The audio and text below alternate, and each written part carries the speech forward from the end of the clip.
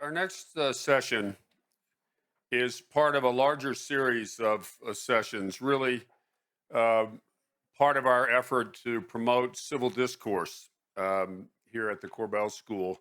It's part of something called the Denver Dialogues, which is a partnership that we host here at the Corbell School, along with the Scribner Institute of Public Policy, which is part of the Corbell School, and a partnership with four American think tanks: the American Enterprise Institute, the Aspen Institute, the Hoover Institution, and New America, which, as you can see, as you know anything about them, sort of span to some extent the ideological spectrum. And our goal in this series is to model what does civil discourse look like. Uh, We've had a series of discussions. I alluded to this earlier. We're at a session at the Aspen Security Forum this summer.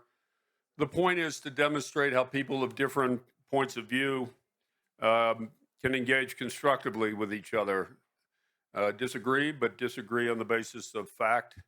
Um, Sometimes disagree, strongly, but also without ad hominem attacks and the like.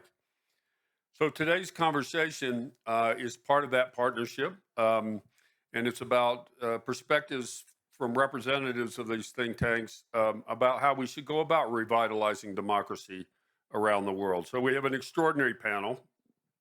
Uh, uh, we have Elmira Byrasli, who's a future security fellow at New America, Enrique Beruga, who's the executive director of Aspen Institute Mexico, and Dalibor Rojas is the senior fellow at the American Enterprise Institute. And moderating our panel is my colleague, Professor Nazanin Barma, who's a professor of public policy and international relations here, and also the director of our Scribner Institute of Public Policy. And again, we'll try to get to questions as best we can. So do keep sending them up. We do our best anyway. So please join me in welcoming the panel to the stage.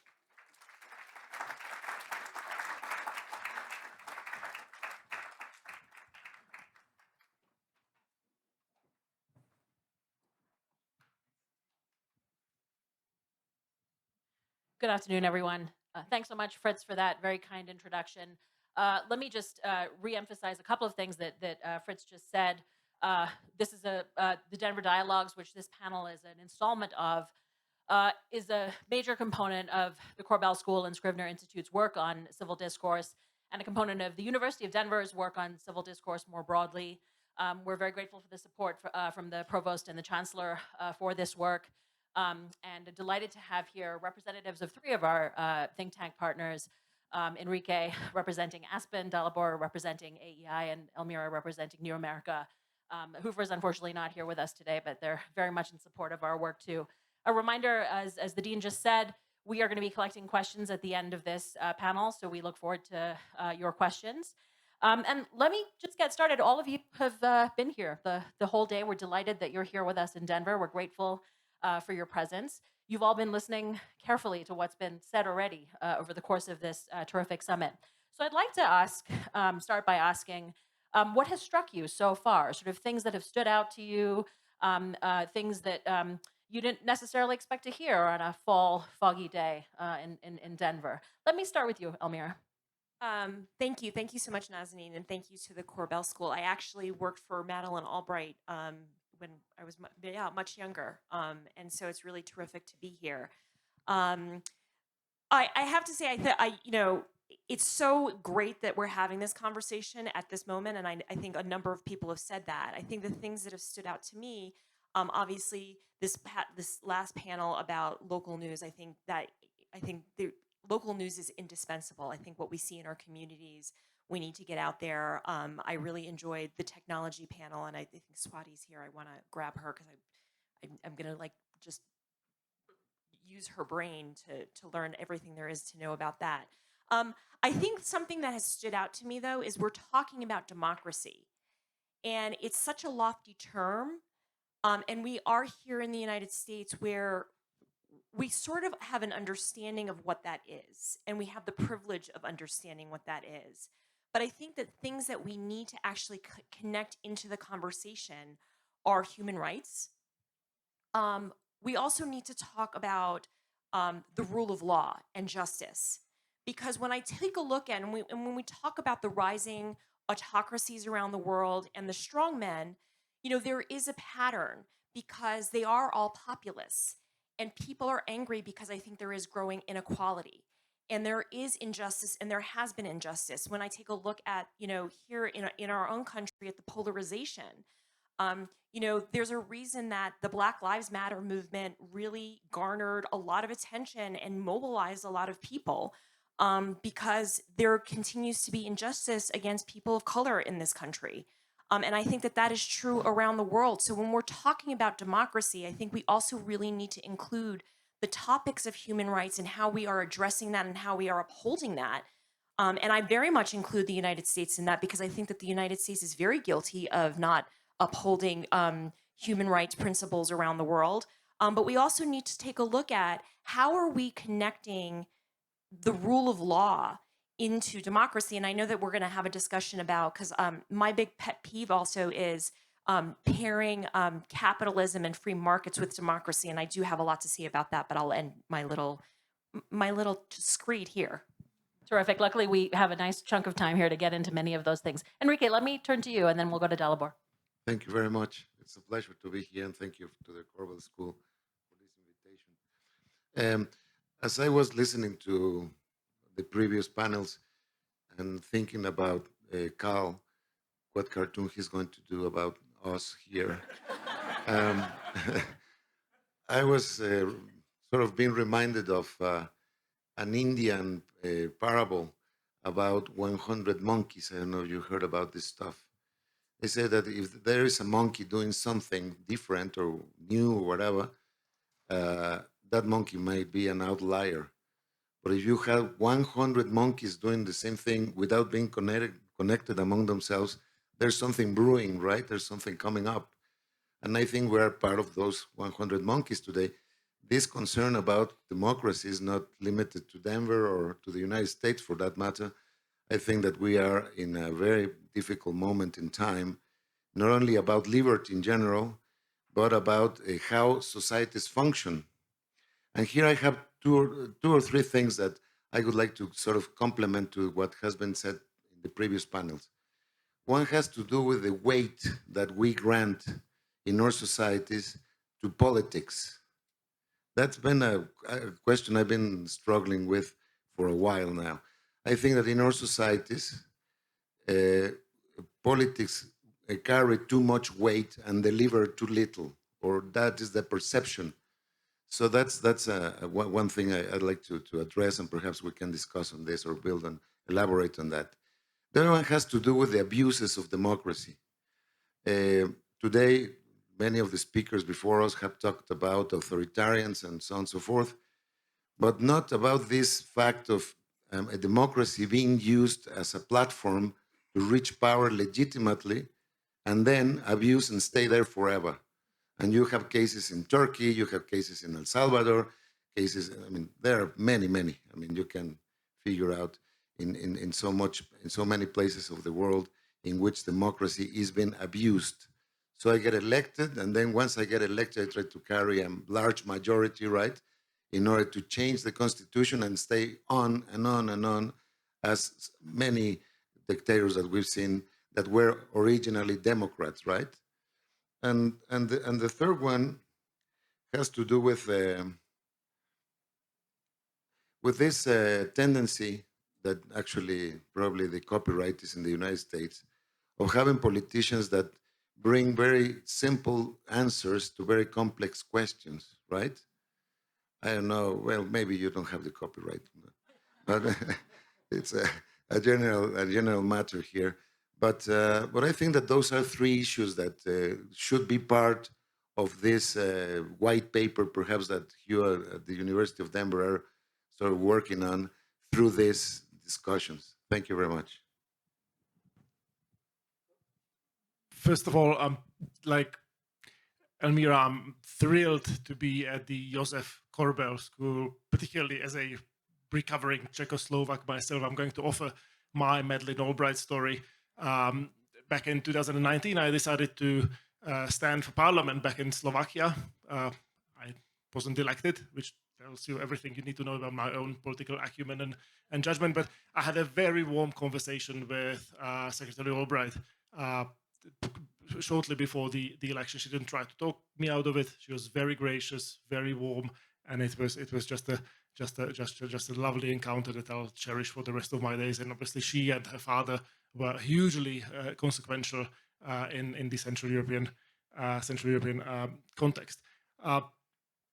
I was very much struck by how much there was a coherent thread going from Swati's and Ethan's panel throughout the rest of the day, which had to do with the role technology plays in current democratic malaise, if you will, in the United States and beyond. And clearly, wherever you stand politically, I think we all share the sense that part of the problem is related to the way technology has upended traditional business models in media and has changed the way people consume political information, particularly national level political information, and then act on it. Very often, this is framed in terms of just disinformation and algorithms amplifying, polarizing source of information. But I think there is more going on, which I would love to explore, perhaps on a separate panel at the next Democracy Summit. Particularly the way in which these new platforms and new forms of consuming information have promoted the idea of politics as entertainment or politics as a team sport, as opposed to politics as a process of governance, compromise, contestation of ideas. And I think there are two mechanisms that are very interesting to look at, which are driving us towards this performative understanding of politics and ultimately towards the sort of political decay that we see day to day in Congress. The first one I would offer for your reflective consideration is the drive towards ever greater transparency in politics, which I would argue is on the net desirable, but I think there are decreasing returns that you hit at certain point. So with the introduction of TV cameras into all the proceedings of Congress, with the fact that now any politician, pundit, commentator, political figure can unfiltered and without any intermediation share every, to use the technical term, brain fart with the broad public instantly. I think all of that has set incentives for political actors to be less interested in governing, less interested in legislating, and more interested in just pure performative politics. Secondly, and this has been mentioned already, and internet is great at connecting people. It's a useful tool for political organizing. Again, that's on net a good thing, but it also means that it makes it easier for conspiracy theorists, extremists, people who hold awful views with passionate intensity. It's easier for them to find each other. I mean, it was, if you were a conspiracy theorist in the 1970s, I mean, it was very hard to find other conspiracy theorists. It was not a topic you would sort of bring up casually at lunches.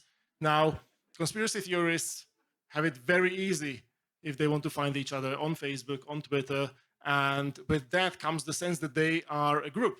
Somehow they feel that there are many of them, and I think that empowers them. And I think this is partly translated into the turbulent nature of our politics in the United States and in Europe. I will say this is not the first time that new technology is upending societies and presenting these hiccups. I don't think there are any sort of silver bullet, clever technocratic solutions to this process. But if the experience, from the invention of the printing press through the invention of radio tells us anything, I think we have to, learn individually and collectively how to use these tools responsibly and to our benefit, rather than bring down our institutions. Thanks so much to all of you for those really insightful reflections on themes of technology, a more expansive definition of democracy than just the political aspects of it, including human rights and justice. inequality.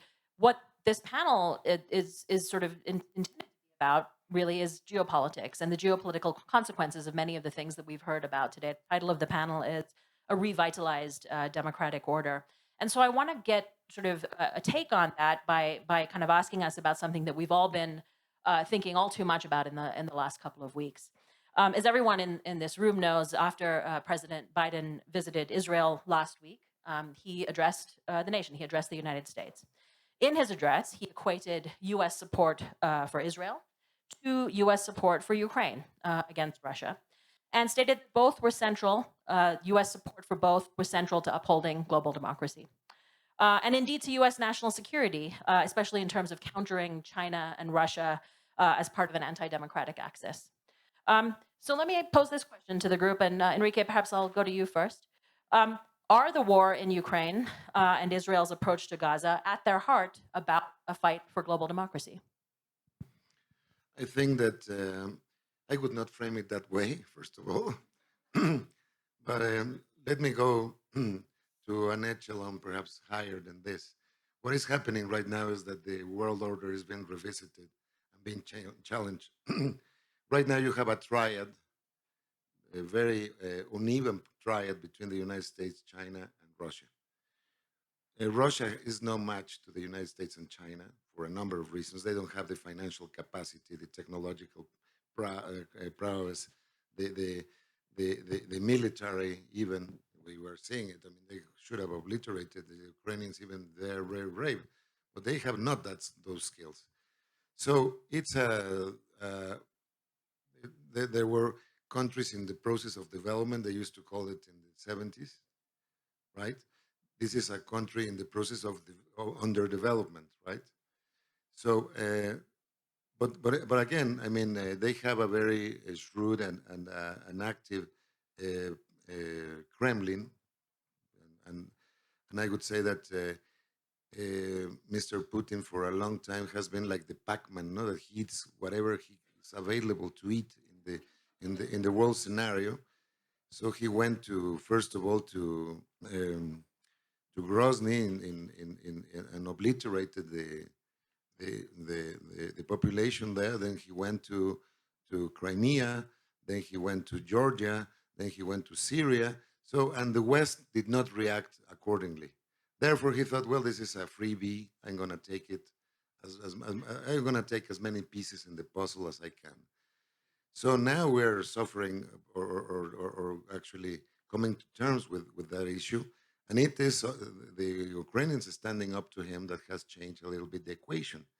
But I believe that beyond the Israeli condition, the situation, and the Ukrainian situation, what we have is this struggle. And everyone has its own, I mean, every one of these three big players has its own rationale for playing that game, right? In the United States, and I think that this is something that has not been said throughout the day as well, one of the main glues for a country so diverse as the United States is, has been having a very big foe, a very big enemy in the world. It was communism, it was then Islam, it was then, now it's China, right? But then to what extent the United States creates or enlarges its own demons? That is a very concerning question for the world community, I think. So go ahead. No, and well, China has a different path, no? They really, I mean, the sense of time in China is very different than the one we have in the West, no? You might remember that story about Deng Xiaoping when he was interviewed about the French Revolution. What do you think about the French Revolution? And he said, it's too early to tell, right? No? Well, right? So I mean, the sense of time in China evolves differently. I think that the Vatican and China have a different clock somewhere. Go ahead. Thank you, Enrique. I asked a big question, but your response is going to lead me to add on another layer of the question to Elmira and Dalibor. And that is, when we think about the outcomes of these conflicts and the role of the United States in particular and other democracies in them, how does that affect the appeal of democracy on a global scale? So let me kind of layer that on and turn to you, Elmira. Well, I mean, to go back to my point that I touched on about capitalism and free markets, you know, after in the wake of the collapse of the Soviet Union and the end of the bipolar world order, there was this sense that, capitalism and democracy won.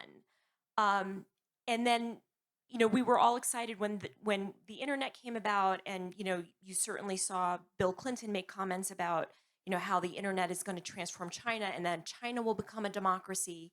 Well, that hasn't happened. And we've seen how, and I think there was someone made a comment on one of the panels earlier about how China is very capitalistic. It's probably more capitalistic than and free market than the United States is in many ways, but it's not a democracy. And so there is another model, and certainly China is having its influence around the world. We see it in Africa, we see it in Asia, in Latin America, and the influence China is having on that. And so what I think the United States, and kind of touching and dovetailing on what Enrique was saying here, the world order has been upended. And we're in a moment where the United States actually is struggling with, it used to be the sole unipower in the world, and it still is the strongest economy, it still has the largest military, but relative to China and other countries, it is weaker. And so, how does it grapple with being the world's leader and going out there and being quote unquote the policeman, with also representing Americans abroad in businesses, right? Because I think when you take a look at the choices that America has made about who it's going to side with, America has not said anything about the persecution of the Uyghurs in China. Certainly, you saw Joe Biden when he was a candidate for president, say, Mohammed bin Salman, and we're going to be tough on him, and then he became president and went all the way to Saudi Arabia to have a meeting with Mohammed bin Salman. A lot of this is economically driven. And so I think there needs to be a very important conversation in this country about, are we choosing free markets? And if we are, then we're going to turn a blind eye to a lot of the gross human rights violations, and we're going to be friends with autocrats, and let's just be honest with that. Or we are going to embrace democracy, because that is a very important way of life, not only for Americans, but a lot of people around the world. Oh, and by the way, human rights and rule of law are attached to that. Terrific, and a perfect tee up for Dalibor, because if we don't have enough questions on the table already, the question about the relationship between free markets and democracy is perfect for you. I think it is a fascinating conundrum. Perhaps it might be useful to sort of go back to really the illusions of the 1990s, the idea that turning autocracies into democracies was a relatively easy and straightforward exercise. And I think that has created a lot of the blind spots that have since then shaped US and Western policy more broadly, both in Europe and around the world. I don't think it was a completely misguided idea, particularly the notion that it is through engagement, including through economic engagement, that you gradually set incentives in a way that will be conducive to democratization. I mean, it worked on a very long timeline in places like Korea, Indonesia, in places like Portugal and Spain. I mean, the Central European and Eastern European transitions in places like Poland, former Czechoslovakia, etc., I think by historic standards have been dramatic success stories, and they've been success stories partly because of the fact that effective pro-market and efficiency-enhancing reforms went hand in hand with democratization. But it is true that since 1990s, we've also seen quite a number of failures of this approach, whether it is Russia, whether it is China, or perhaps on a sort of qualitatively different sphere, engagement with Iran, or the sort of hope that there is a new Taliban that will behave differently from the old Taliban. I think it's a very sort of challenging sort of social sciencey problem to sort of disentangle the more successful transitions from the less successful ones. My colleague at AEI, Dan Slater, who is teaching at the University of Michigan, has a sort of theory of the case which rings true to me, namely that there is a difference between autocracies that also have a geopolitical axe to grind, and autocracies that feel reasonably secure and don't make claims on their neighbors or are not driven by geopolitical grievances. Countries that don't have unfinished international business, think of Vietnam, perhaps to a lesser extent Saudi Arabia, might be perhaps more amenable to engagement than countries that are autocratic and furthermore are seeking to revise the international system, like Russia or China or Iran. I mean, this is a sort of tentative thought, but it rings true to me. Now, this blind spot, I think, has also contributed to, I mean, one, I think, unifying theme of the Israel situation and the war in Ukraine, which I think is different from what the president alluded to. Namely, I think in both cases we've seen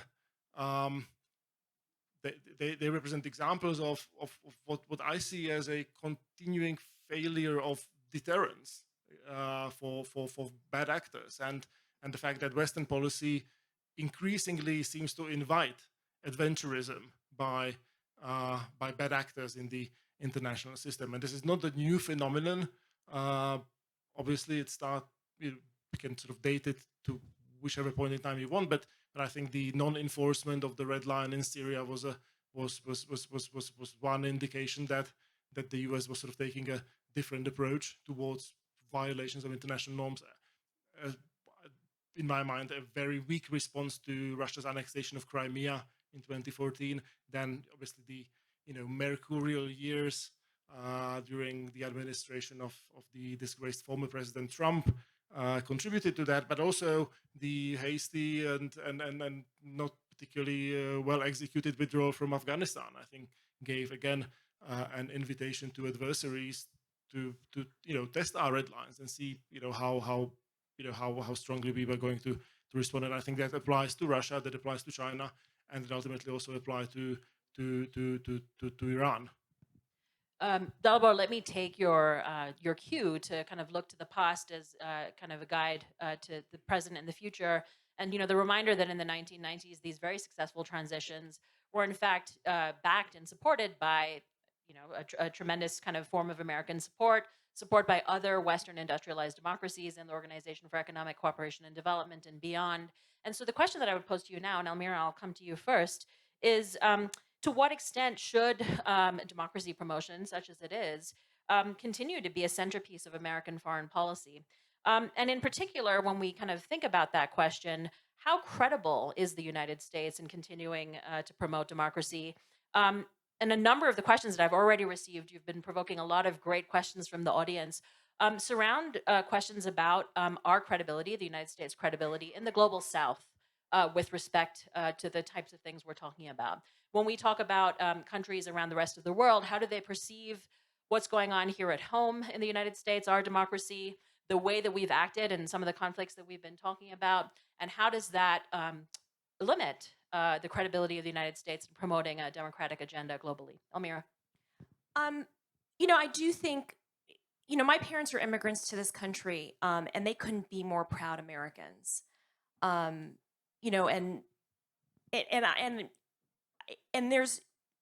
I think that the United States has a very big role to play for lots of people around the world, simply because the United States is represented by so many people around the world. And the United States has given so many opportunities to those people. And I think that there is a beautiful message in that. I do think, though, that the United States also needs to be very honest about its own history and what is happening and unfolding in its own country today. We go around and we talk about human rights and minority rights and all of these things, and yet we continue to unfairly persecute and jail particularly Black men in this country, and minorities in this country are not treated fairly, and there's great injustice there. And the very history of the United States, the founding of this country also, we don't have an honest conversation about that. But then there's also this element of, so I think that that's number one. I think that there needs to be an honest conversation in this country about who we really are, and have a reckoning with that. But then I also think how the United States goes about and promotes democracy is also something of issue. You don't go around and say, I'm going to go and promote democracy. You go and you say, we want to actually help you. How do we give more opportunity to people? And how do we protect the rule of law? And how do we actually bring more justice and human rights to these individuals? Because I think fundamentally, those are not American concepts. Those are universal human concepts that I think the United States isn't. And I do still think it's still in a good position to go out and do that. But I think when the United States goes around, it invaded Iraq in 2003 with this idea of bringing democracy. And that certainly didn't happen. And I think, I lived in Bosnia Herzegovina in the early aughts. And I saw that because the United States also did that after the Yugoslav wars, they equate democracy with elections. And I think, Enrique, you pointed out, autocrats are using elections as a way of actually staying in power. Elections do not equal democracy. Democracy comes down when you are actually providing strong courts and a rule of law, and when you are actually talking about human rights and how people in countries are treated and in that justice system. And so while I do think that the United States is imperfect, I do think it still has a role to play. I just think that it needs to have a brutally honest conversation about what role that is. Thank you. Let me build on that to ask Enrique. Enrique, you served as Mexico's ambassador to the United Nations for some time. The United States has a long and tarnished record in the Western Hemisphere on these matters. So how would you respond to the question of our credibility in promoting democracy abroad and taking on board very seriously Almira's points that democracy is not just about elections, it's about all these other features of living in a democratic society, as Jamal Bowie emphasized last night, that we would also like to see? I serve at the UN as Mexico's permanent representative in the years that the crisis in Iraq, or actually the wake of 9/11 leading to the crisis in Iraq was being discussed, and we were at the Security Council at the time. And I remember this question about credibility was very much at the forefront because the Bush administration did not have an automatic credibility, just to put it nicely here. You remember that they thought, or they brought this intelligence information that said that the Iraqis had weapons of mass destruction. Immediately, it was called in the United Nations environment weapons of mass distraction, and that was the extent of the lack of credibility.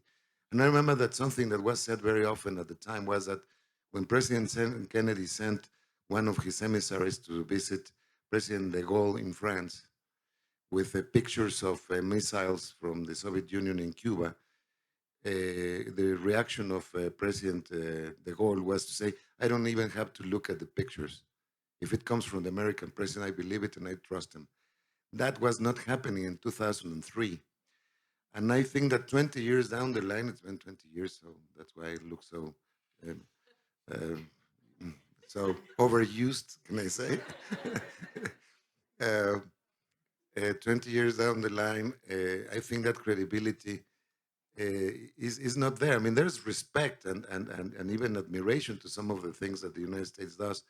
But I think that there's one of these traps that occur in societies.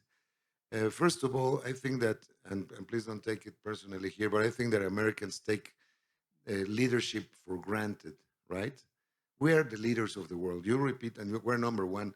Okay, well, you have to prove it mostly every day. I mean, otherwise it's going to dwindle. That power position is going to dwindle. I think, and I've been to China a number of times, that Chinese work far more than you do. And actually, I commend you for not working as much as the Chinese do.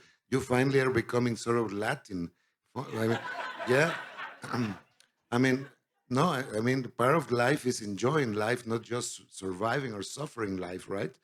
I mean, you don't have to have this sort of predicament anymore. I think that the more Californian wine you have, the more you go to the theater, things like that can actually inflate or inflame your soul and your spirit. And I think that is okay. I mean, you have had a very good ride historically, and well, I mean, enjoy now. I mean, why not? And don't be so worried about the Chinese working more than you. I mean, you want to really work more than the Chinese? Seriously, I mean, I don't think so. But anyways, so very quickly, so the credibility. I think finally, an important part of the analysis here is that the United States, for obvious reasons, for being a global power, has to look at mostly every corner of the world, and there's no capacity to do that anymore in the world. So can you imagine being Mr. Blinken and you have several sets of radars, right? And where's red? It's red all over the place. Are you going to intervene all over the place, or you're going to be selective, and where and in what conditions? So that's something that in itself is very difficult to decide. So I leave it there, but I think that that is one of the questions that the U.S. has to figure out very sort of say calmly, to say where are we going to invest our resources in order to keep a world order that is amenable and that is peaceful, right? Those are things that I think that are the things that they have to question themselves. Let me, I think this panel will now always be remembered as having recommended that we all drink more Californian wine, which is a great suggestion. But more seriously, There's also the Baja Californian wine, of course. I think many of the things that you were just saying there, Enrique, relate to the questions about whether a democracy is an end in and of itself or a means to an end, and how that kind of plays out in a domestic sense as well as on the international stage. A couple of the questions that have come to us are sort of around this topic. And Dalibor, I sort of want to take what Elmira and Enrique have said, and ask you to kind of try and weave in how, thinking back to the heyday again, back to history of the heyday of U.S. democracy promotion efforts and the color revolutions at the turn of the century, and the particular play, such as it was, to the hearts and minds of sort of the grassroots agenda in democracy promotion. And the question, really is about how the U.S. and other democratic powers can appeal to the hearts and minds of people in countries where anti-U.S. attitudes persist for various reasons, because of course there are many. That's a fascinating question. I want to start by saying that I agree thoroughly with Enrique about the fact that the United States can't take its leadership role for granted. I mean, it is something that has to be worked towards and has to be deserved. It's not granted automatically. Where I disagree with him is in saying that US is not in a position to assert that role because of the sort of global conflagration of conflicts in different parts of the world that the US is unable to address. I would argue that the fact that we are facing an unprecedented concatenation of different challenges to the international system is related to the fact that the United States has failed recently to play the role of preventing those conflicts through effective deterrence. The fact that there is a disconnect between the goals articulated, say, in the most recent national security strategy and the actual resources that have been invested into the Department of Defense, for example. And I mean, diplomacy that's not backed by effective military power risks becoming increasingly hollow. My sense is that it is obviously very much in US interest that more countries around the world be governed as democracies. I mean, Stefan Lindbergh made a very compelling case for democratic peace. I mean, that's a real thing. At the same time, much as I would like US policy to be driven by idealistic goals, I think it has to be pragmatic in execution. And hence the accusations of hypocrisy. I mean, in foreign policy, you have choices between lesser evils, and you have to deal with very unpleasant actors, and you have to make moral compromises all the time. That's sort of baked into the cake. My general, I suppose, recommendation for democracy promotion efforts, drawing on the work I've done in Central and Eastern Europe, is that I would like these efforts to be as broad-based as possible, so that they can bring in as large a coalition of stakeholders in the country in question together as possible.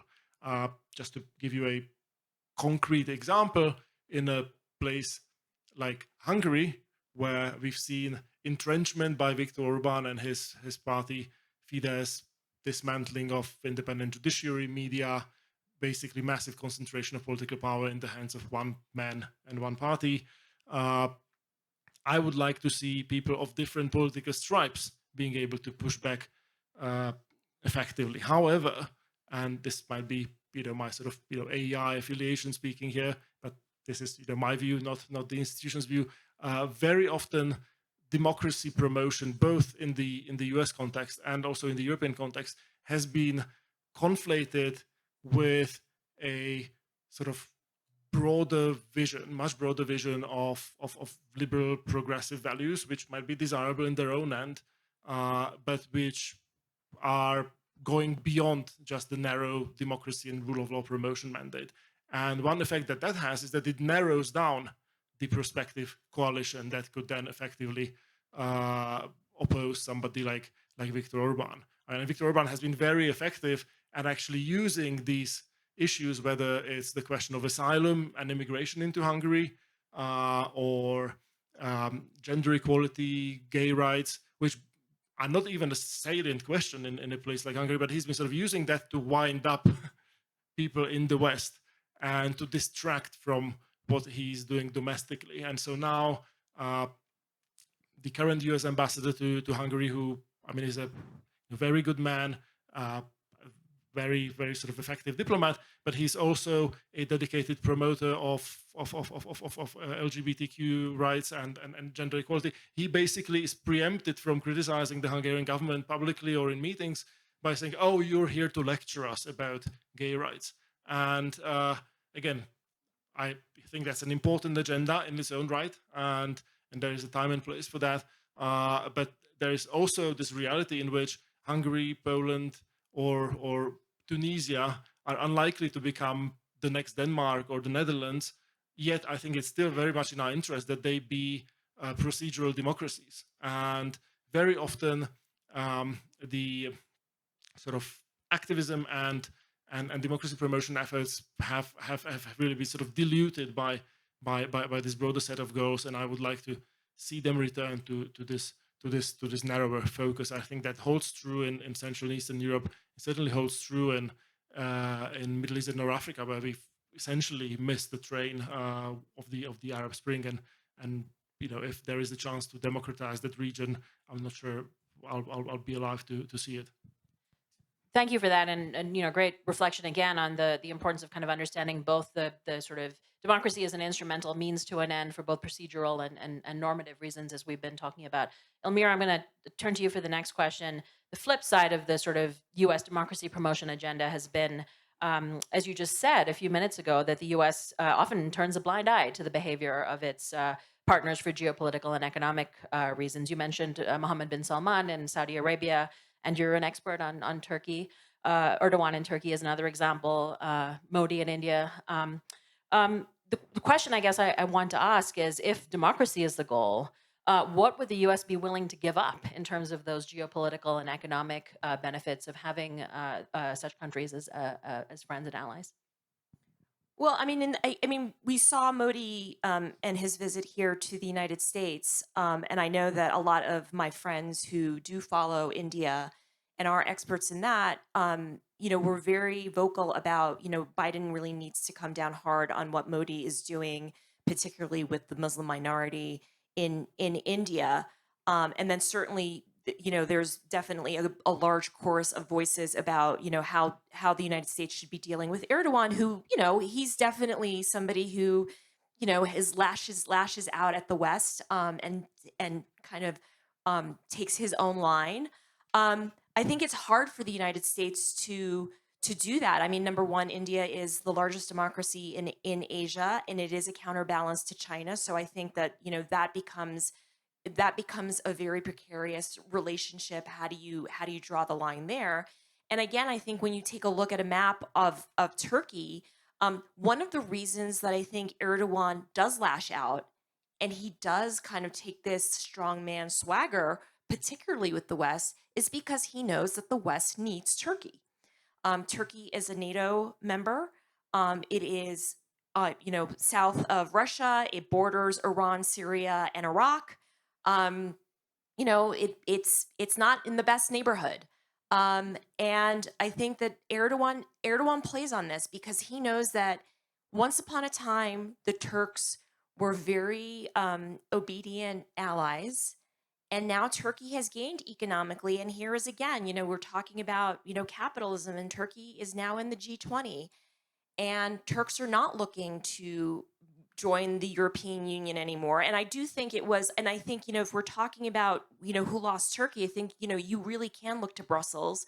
And the outright racism of Europeans of not allowing a Muslim majority country into their club, Erdogan plays that. And we have seen Washington does not know how to respond.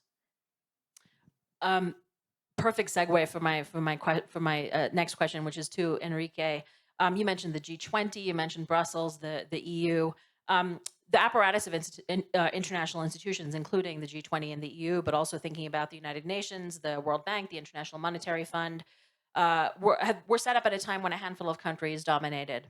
How could we possibly reimagine those international institutions in ways that become more inclusive of and responsive to the global South and the different models of democracy that might obtain in different places? Enrique, let me ask you, is the answer to go back to the future and strengthen the institutions we already have? Or does something more radical need to be imagined in order to redress the global democratic deficit in international institutions? Mm. Well, in my experience, in order to do that, you need not only a major crisis, which normally is the one that shakes up the building of the United Nations, for instance, as it happened in 2003 to 5, say. And the last time that the UN Charter was reformed was precisely in 2005 because of the decision of the United States to invade Iraq. So that was the shakeup that was necessary at the time. So right now you have very good candidates to be a major crisis, right, in the world scenario. But you need leadership for that. I mean, you need a construction or building coalitions at the at the United Nations, in order to be able to run or to go for a reform of the system. And I think that if the United States would coalesce with Britain and France in particular to start changing the Security Council, something could happen. I'm not too positive or too optimistic about it because none of the five really wants to share that part of the political international pie with anybody else, right? So there are big challengers, no? One of them India, one of them Brazil, the other one Japan, Germany. They are great contributors to the UN budget, but it's very difficult unless you create these sort of coalitions. And I don't think that I know I heard this question about the global South a lot today, and I'm not sure that that thing exists. I will stop there. I mean, you get your conclusions, but I don't think that there is a global South as such.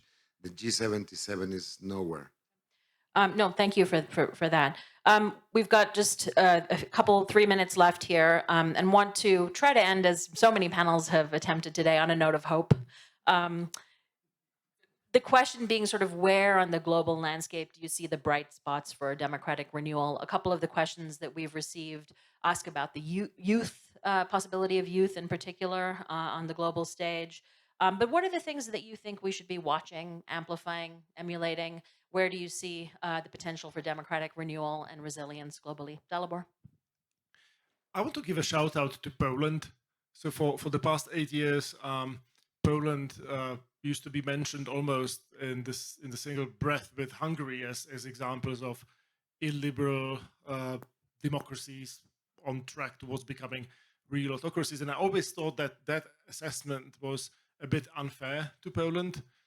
There was obviously real incumbent entrenchment going on under the previous Law and Justice Party, with attacks on the independence of courts,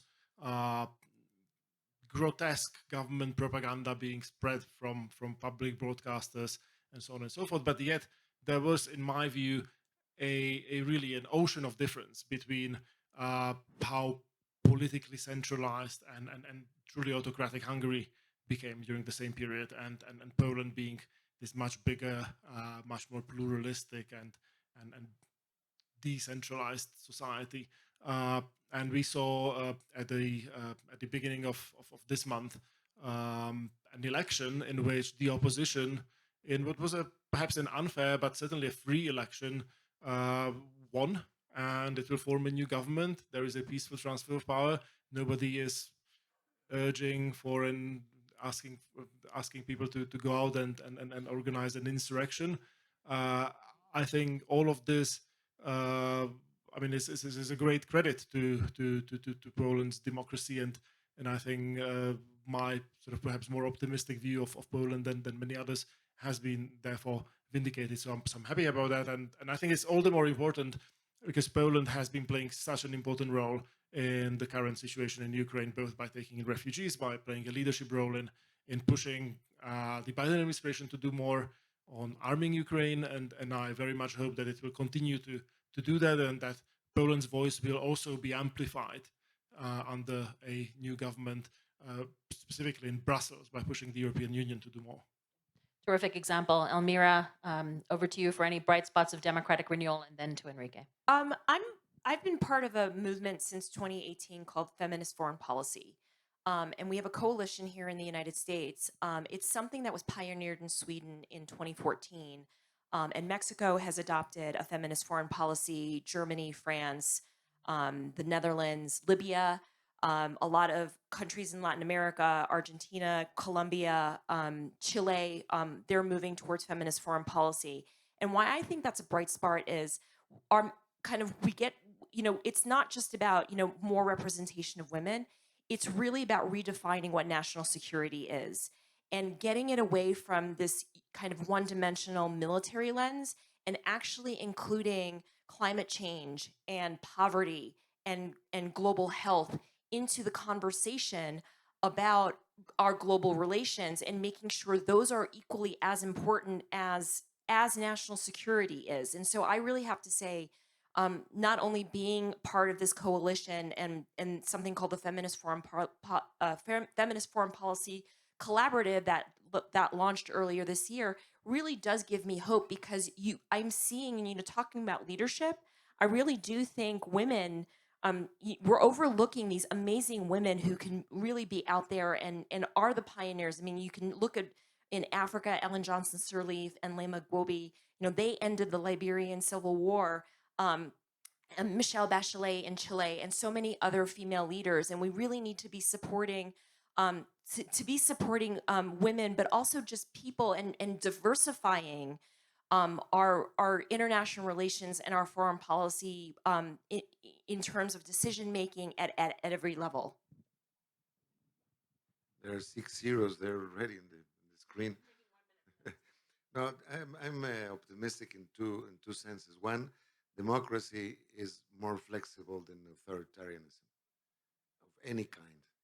So that flexibility makes it so easier to evolve and to adjust and to transform than any other political system. And I think that should leave us sort of at ease, if you will, because eventually democracy has to prevail because of that. No, the dictator eventually will die. No, I mean, who remembers the dictators from the past? And the other one that I think, from the say international architecture point of view, is that as opposed to the Soviet Union, United States relationship of the Cold War, China and the United States do have a relationship, particularly on the economic front and financial front. So they are partners of the same game, as opposed to the Soviets and the Americans, in which in those days there was no connection. They could do whatever they liked to the other, and there would be no harm to themselves. You cannot harm China without harming the US and vice versa. We're all Thank you very connected. much. Thank you. This has been such an honor to have this conversation with you. We're so grateful that you joined us for the Denver Dialogues and the Denver Democracy Summit. Please join me in thanking this wonderful panel.